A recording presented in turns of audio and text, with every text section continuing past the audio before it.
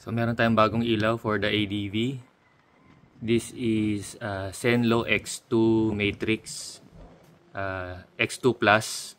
So ang specs nito 90 watts and ayon sa box 9,000 lumens.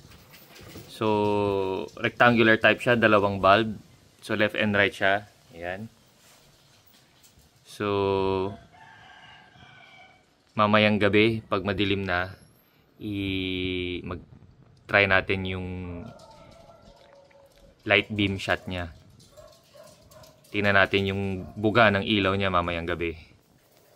Okay, so i-light test natin ngayon yung Zenlo X2. So low beam muna. So ito pala yung yan, stock headlight ng ADV. Yan ang stock light ng ADV. Low ng Zenlo. Wow, yan. Zenlo X2, yan yung low niya.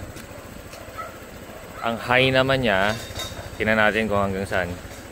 High ng Zenlo X2. Yun. Kitang-kita yung bahay doon, sa kanto. So, dito tayo, upo tayo sa motor. So, sa point of view ng rider, low. Yan. Tapos high. Lakas, grabe. Sige, so iikot natin yung motor. Low.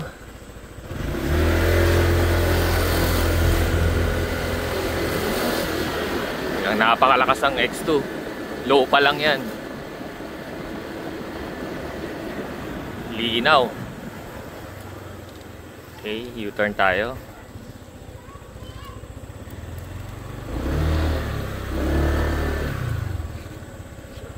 So again, yan ang low. Stock headlight, halos wala kang makakita. High naman natin ngayon, grabe. Again, maging responsible sa paggamit ng high. Magagalit ang kasalubong niyan.